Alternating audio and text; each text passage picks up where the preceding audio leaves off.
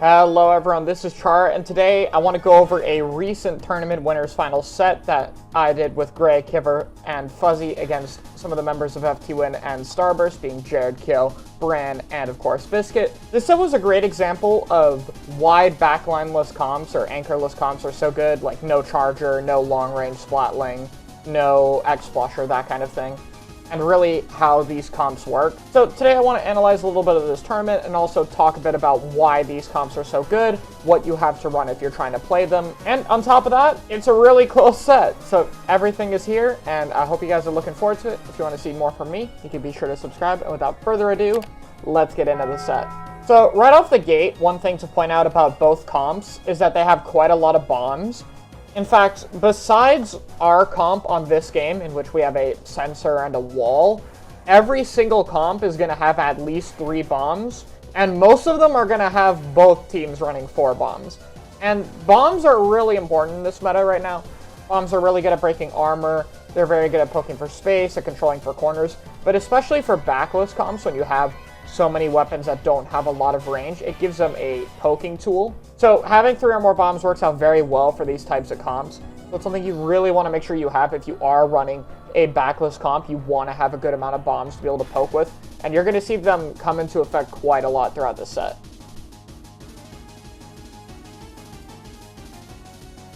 So for my opening here, I opt to play pretty passively since we have double armor and I can just kind of control the right side of the map while my teammates fight on left. I make sure I get that second armor right away, and then immediately turn to try to help with this fight. Kipper goes down, I try to wall out Kyo, he backs off. I end up getting a little bit too greedy chasing in here. I poke well, but I react way too late to Bran swimming up to me, so that doesn't go super well. Retaking on Sturgeon is a lot about that top spinner, making sure they don't have control of it. So when we regroup here, we're going to use our armors split 1 by 1 to maintain a bit of space. So you'll see the first armor is used to get this court area. We get control of it, we start to push up, and then the second armor is what we use to push into mid. We have the missiles coming a little bit later, so we ought to play this a bit patiently. Kipper gets a pick, I'm just coming up behind trying to support. They call that there's someone on bottom left, so I'm going to turn around and help with that right here. Get a little bit of damage on with some blaster shots. That works out fairly well. I get chased and opt to back up here. There's no real need for me to rush this kill. If Jared dies here, it's really late. He opts to back up, which is the right play in this situation. And once again, my role as the long range on this comp, even if I'm not an anchor, is to still try to wall out and just poke a little bit, have them take longer to get in.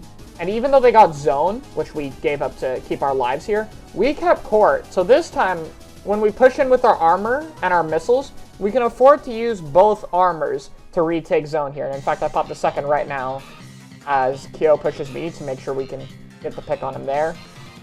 And Kyo is very much able to get out of there almost. Moves pretty well, but having the ability to use both armors to be able to retake is so important. With the double armor comp, it really helps when people are pushed up far. And in splat zones, it's really good to push ahead of the zone, because what you do in a team environment is you force the opponents to use specials to get control of their own court.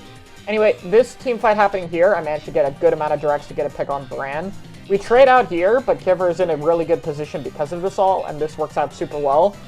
Kyo actually armors here before he dies, and we notice this because it's top of the screen. So what we really need to do here is just play defensively. We're going to come online with our specials. They're wiped, so they're not going to have any, and there's no time. We don't need to get court. I'm opting to control right side once again, since it's the easiest for rapid, and we have the armor, but we do end up getting 1 down, and this ends up costing this team fight here. I try to hold on a zone, but they just have a little bit better paint. One of the disadvantages of me being on rapid in this situation, I get chased down.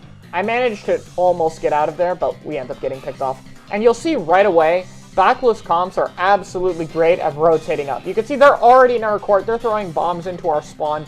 You get map control and you get to move so fast with backless comps. You get to take space way more quickly. And because that's so important in terms of forcing us to use specials early, it's just an incredibly big advantage. So you'll see right here, we use armor, missile, suction launcher. I think we honestly use too many specials, some poor communication on us. And all we've gotten is court. They don't need to fight us. Like, you might think this comp is going to be more brawl heavy. They can fight you really well. And yeah, they can. But they don't need to. These comps' mobility is probably its biggest advantage. All these weapons could just afford to back up like, hey, they use 3 specials. All we have for this fight is armor. something they already have, and then these guys are going to get their specials first. So they played this so incredibly smart by just getting out of court, and now we're in this position where we have to overextend because we're running out of time, and more importantly, we've exhausted all of our resources. We don't have any specials anymore. We have to take the fight now, because if we don't, they're going to get theirs, and we're just going to get stomped. You can see how having this high mobility, high paint backless comp allows you to just take so much more advantage of the stage, move around so much more, and deal with specials a ton, especially with so many specials being focused on displacement, and that gives them game 1. So, game 2, Zone's Muscle Forge, we change up the comp a little bit. This is a very close range map, another one that's pretty good for backless here. And this map is going to be a much better example of how important bombs are, and you'll see this is one of the cases, both teams running all bombs, and that's because they're so crucial to poking smaller spaces. And what do I mean by that? So, as an example, this snipe area here is small. So when people stand in this kind of position, if you have a ton of bombs that you throw at them, you can effectively force them to leave positions. Something that a backline can kind of do with pressure, except here you can do it behind corners. And for certain maps, it's absolutely essential, which is why we have so many bombs. And while I don't have the most lethal bomb since it can get shot down, it's still hard to shoot down a torpedo when you're shooting at, it's still hard to shoot a torpedo down when you're dealing with all these other bombs, and the rapid shots can combo well. Another thing that's good to mention is both of the range weapons in the comp, the rapid and the squeezer, combo really well with bombs, and you'll see that with the mid-range weapon that's ran with comps is typically they'll have a special to push back in with if it's something like Nautilus with Inkjet or Squeezer with Bubbles, or they might have both. They'll be really good at poking with bombs in this case. Bombs can allow me to 2-shot or 1-shot with the direct. And Squeezer, while it doesn't have the same radius, has more range, is fairly consistent in other areas, and will just 2-shot you with bombs at an incredibly fast speed, and you're going to see that quite a lot, especially on Game 4. So, this opening fight goes poorly for us to get specials out much faster. I'm kind of forced to fight, I can't jump out, so I don't manage to get the pick there, I just get burst bombed. Now, this map is going to be very brawly for this bottom side, so you'll see they go 2 down. It's not really them overextending, you need to get trench on this map, this area underneath, to be able to hold super well. I noticed the jump out, so I just push up here. And you'll see, we do the same thing. I'm putting pressure on Snipe. Gray drops on the right side to get map control. But we don't really have the players in the right positions to set up here. We're trying to poke, but we don't have too much map control on the sides. So we're slowly trying to gain it, but we don't have these sides. We don't have trench. And you can see, it's really easy.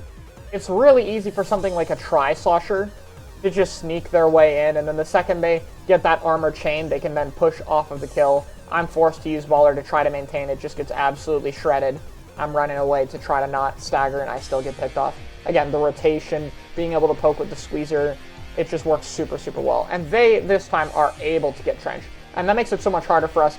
Kiver is forced to jump out, even though he's basically in his spawn, because they already have that map down there. So, when we are forced to retake, when a backless comp does manage to push up far enough to get control of those harder to reach places, you basically have to force with specials. So we wait, we play incredibly patient for the first special, use that to get zone, and the second one we use to push up further. There's another case of double armor and how it's used twice to get 2 different positions. The first armor in this case is being used to take mid, since they do back off, and then the second armor is used for Gray to push that bottom right, or potentially for us to push the bottom left.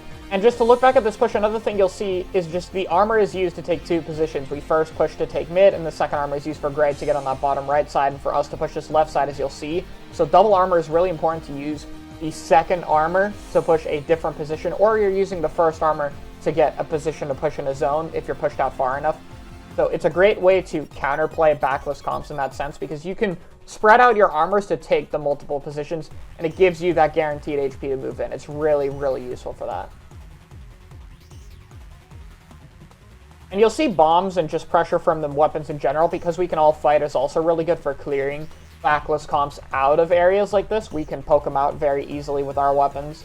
And if we can manage to poke them out early, it's better for us, because if we can clear them without using specials, we have more to use on the zone. In this case, I believe we have to use both of our armors, or we double armor, but we still manage to get some pressure on the objective.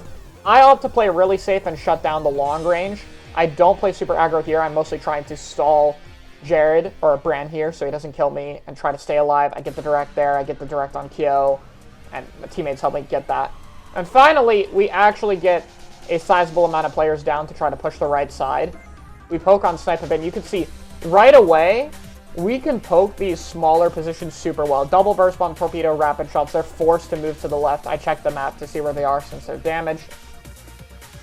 And we can rotate and play really well. Kiver does get picked off, but we can still fight. And that's another thing backlist comp could do really well. They can play 3v4 unusually well because all of the weapons have potential to get a good pick out of nowhere. And because we get that pick, we can afford to play hold zone. And here we go, another advantage of this comp. We can paint really dang well because we don't have a backline. Typically stuff like Chargers can struggle at painting it. Splowlings have downtime when they have to recharge. Expo's the only real one that can effectively turf an area. So you can see that we're able to maintain both in fights and in painting capability without having a backline. It works out super well for this situation. They do have missiles and quite a bit of specials. I should have just shot at zone to try to maintain for lead, but it doesn't work out. Bubbles are super useful for retake, and you'll see that they push in with squeezer bubbles quite frequently. So next team fight happens. I'm opting to shoot over this wall, try to bait people to push me because I have Gray right there in front of me. We end up teaming up for a pick there. Keel goes down, and unfortunately the Zap has a DC at this point, which is unfortunate. This is a really close game so far. So yeah, last team fight goes in our favor. We get this game up 1-0. Bit unfortunate. It happens sometimes. Alright, so we've seen 2 short-range stages, so now let's take a look at a more longer-range stage. One of the main things you'll see is I'm opting to do missile, mostly because Gray is also a rapid player, so it's just a bit awkward for comps at times, but also missiles are really useful for these longer-range maps. And you'll see with this kind of layout, people are forced to split a lot more, which is a bit weaker for a backlist comp. They like to play together a lot more, but it can still work out fine just by doing coordinated dives to get some area of the map. In this case, for a map like Pit, you're going to really see people try to get one of the sides of the conveyors, and then you can use that to slowly push into middle. So either people are going to be pushing from the right to our conveyor or from the left to their conveyor. Now, most of the time with my missiles, I'm using them when they push in to try to target a key player and slow them down. Most of the time I'm looking to missile the Squeezer, maybe the Soda with Burst Rush, usually will be the main people I target. I get flanked and picked off by Kyo here because you can see push in from the left. But backlist comps still do fine here. It still has good rotations to get each of the sides. You just have to play way more careful. You have to play behind cover a lot more if you're against backlist comps. But if you are in a backlist v backlist, it's mostly just trying to maintain enough of the area to prevent dives, trying to have specials for it. Our main goal is to hold conveyors, and theirs is the same thing. But this also means when we push back in, rather than going directly for mid, on a map like this, we need to get one of the sides. So you see, I'm looking to go left, we don't end up getting it, but my teammates called that they get right side. So we use right side to be able to push up, and now we push and take left. Once you get one side, it's really easy to take the other if you have any form of special advantage. And that just works out really well for us. So I'm forced to be a lot more in terms of maintaining zone and also getting missiles ready. I try to have missiles ready to help defend. So we have a counter special, especially for the Squeezer, to prevent him from sitting in bubbles or being near it, forcing him to split up from his team so they can't take advantage of that cover. Or again, Slosher with Burst Rush sometimes is going to be really useful. When they do bubble, we get the pick here. We're maintaining zone. I am now focused on pressuring the conveyor, but I'm more importantly making sure we do not lose our zone because we did not get a penalty there, which means we can start working through it right away. And now I'm calling out that we're going to have missile, we're going to have armor. If you're a backlist comp on a wider, larger map, you really want to play to try to have specials ready to defend, because you can paint fairly well for them, you can get them really fast, and especially with more open maps, it provides a much larger opportunity to have multiple specials. I opt to missile the right side since that's where they use theirs, but I think this is kind of a mistake. They end up backing off anyway, I don't really need to use it there. And now when they do their actual push on the left side, we don't have anything for it. You can see they slowly take space. We managed to get a kill on the Squeezer, and I'm trying to maintain zone, but we do go one down. They can still fight even with a player there. I get one shot away from getting Kyo, and they slowly manage to push back in. So, coming back in here, we're trying to regain zone control. We managed to stay up there. They use their armor. We cap for a little bit more points, but we have to back off with the armor missile. I try to help Kiver here, but realistically, this was kind of lost just because of the special differential. I should have just backed off in a zone. We even end up getting 2 picks, so if I was helping my team here, we could have probably fought this 3v4 and been fine, so my bad on kind of overextending there. And you'll see their comp, once again, no struggle in pushing up to this left side, painting it up. We get a pick, they rotate way over rather than staying in this area, so I just opt to missile them all. If there's ever a situation where a team is clumped, backless or not, missiling them all is usually just the play, forcing them to split apart. And that means we can choose to dive one of those players. We can get a pick on one of them when they do split up. But We do go down shortly. You'll notice from this fight, our big mistake here, we get zones, but we are not playing to get either of the conveyors, and they still have right side. This was a huge mistake on our end. We should have made sure we were securing one of those sides, because now we're completely forced out. I'm getting burst rush, Fuzzy is now trapped, and we're completely wiped. So that's a big misplay. You really have to play for positions, especially with a comp like this. You do not have as much long distance pressure, so you need to make sure you're in control of the key areas of the map. I'm over here trying to shrink the bubble to make sure Gray doesn't die, painting around for missile, just moving back, making sure we don't get picked. I missile call out the 3 on right side for us to push there, and then I go to help Gray. And you'll see, this is another situation where we really need to get conveyors. We slowly get the right side. I get a pick on Jared, but we are way too hesitant on pushing. Me and Kiver both back off rather than pushing kill like we should have. And then Kiver tries to go there now. I'm trying to maintain zone because I know he has that kill. I'm trying to get missile to push back in. But at this point, it just took far too long, and we also rotated off of our conveyor, and now we don't have the positions. But once again, you'll see it's so important when playing backless that you do get those positions you need. I try to paint for Gray, a bomb picks him off, a bomb actually kills Kiver on the left side of the map, and I'm just forced alone. I try to use auto with missiles to try to clear a little bit of space, maybe stall the zone, but it's just not happening, and they'll take game 3. And now we have humpback zones for game 4, and something I have not mentioned until now in terms of how important bombs are is last-ditch effort. And last-ditch effort is insane. You'll notice their entire comp is actually running it with their bombs. And last-ditch, basically because it's so strong at stacking when the opponents go below 50 and you get a ludicrous amount of sub-saver and ink recovery up, you can afford to poke bombs at a ridiculous quantity to the point where you'll clear spaces. And the main way you'll see it on humpback is this drop on the side. You're going to see both teams forcing with bombs to make people jump out or just flat out get picked off of the situation. Bomb spam with last ditch is so incredibly broken. It's part of what makes backlist so good on some maps. It's insane. So going into this map, something that I make a mistake on and I want to point out is being aware of squeezer location, because that thing will shred you from so far away. Typically, if you can't tell where they are, you really have to be careful when the armor itself changes, because that's when squeezer can really poke to get some picks. And it's the same thing if it's like a knot or some other kind of mid-range threat. It's going to be really aggressive with specials. And you'll already see the amount of bombs that are put on a Gray right now. And the only reason we're able to hold it is because we armor and try to push out of there. But he is stuck getting bombarded until our second armor goes off. Luckily, I get a pick on Kyo. I bubble. Unfortunately, Gray goes down. I'm not able to get a pick with the baller, and I'm not able to get out of there. I should have just tried to fight. Squeezer was always going to be able to keep me from running away there. So something you'll see here is against a backline comp, backlist comps will usually push up to this area, especially for someone like Kyo, to be able to make sure they don't put enough pressure. But for backlist against backlist, you don't really have to do that as much. It's certainly a good thing to be able to push up if possible, but it is much harder without having that backline that struggles with fighting in close range. There's so much more things in your face, so many more bombs, so many weapons that can fight. But regardless of this fight goes absolutely horribly, and I want to talk a little bit about this last fight that happens here. Kiver manages to get a pick on Kyo. Gray runs in, Fuzzy runs in from an opposite side, tries to contest zone. Gray gets picked.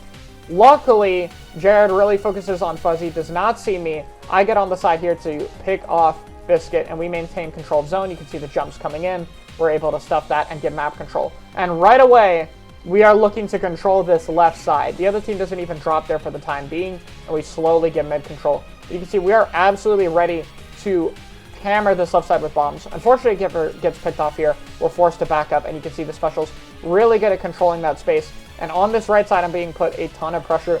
Luckily, I managed to get a direct on a Kyo since he jumped there. Really lucky for me, I managed to get in. We push up. I mostly use my baller to try to force 2 or more people to back up. Backlist can absolutely shred baller, so your best bet is really to just control some form of space, force people to back up and let your team back in. And right away, bombs everywhere left side. That person isn't even going to deal with it. The other person gets completely forced in the corner, and if you don't jump out, you die. Look at how much pressure backlist puts on small places. It's crazy how good bomb spam is in this game. Now, one thing that we really need to be careful for is make sure we use our specials correctly. We do suction rush a little early trying to push up, and then we blow the armor, and then they push up afterward. It's really good to wait out specials whenever possible, especially something like armor. I get stuck on this left side. I probably should have backed up and receded zone because we weren't really going to hold it there, but really smart play that I wanted to point out from FT Burst, just waiting out our double special there and pushing up afterward. Anyway, Kivir doesn't care about that because he manages to pop off, get an insane set of kills, hold on to the zone. Smartly doesn't change after the last person, just waits for me. We get the zone, we're able to set up once again. And this time they opt to special faster, and the reason they're using their special so early rather than waiting for multiple of them is because we don't have very many specials. Special tracking is really important, and you'll see they're able to push in and take space first because we don't have anything ready to defend. So sometimes using special first, just worth noting, it can be very important to be able to push right back in. But we regroup here. We still have armor from the zap, so we go to push in with that. I'm on armor removal duty as much as possible. I don't care about this bucket. I just want to make sure we cap the zone. So I get picked, but we're good. We're set up here, and it is one fight left. We have to maintain control of the zone. So Fuzzy makes a call for Gray to try to shark in, because at this point, they're going to be able to get specials more than us, and we're not able to push up. So they have enough to recap zone. We need to get a pick to keep them from being able to just cap zone in overtime. And luckily, right here, we force a jump out with the bomb spam on the left side, because that zap player was there a little bit too early. And with so little time left, they actually panic, use missile armor anyway, and push back in before the zap fully regroups. And that means we can stall this zone. I can get off paint a little bit. I'm calling for everyone to help me with the bubble. I baller to try to kill Biscuit if they weren't able to, and we're able to hold this fight. Getting a pick is really crucial in overtime. If they have enough specials to recap zone, you have to have a plan for it. In this case, our initial plan was Gray Sharks on the right side maybe gets a pick, but in case it worked out from bombs plus rapid shots forces Brand to jump out. Even if he didn't die, they pushed one player down, and that made all the difference. And finally, with Game 5, the last thing I want to show off about backlist comps and how good it can be is patient play and rotations. And you'll see here that FT Burst does this absolutely perfectly. When I pop missile, they are split up here to try to avoid getting clumped and having missiles really ruin their pushes like it did on Pit. A very smart adaptation from that game. Once again on the zap and grab the armor rapid for this map. And my goal here is to play bottom, try to maintain control of zones, because I can poke bombs to help anyone push in and potentially move on this right flank.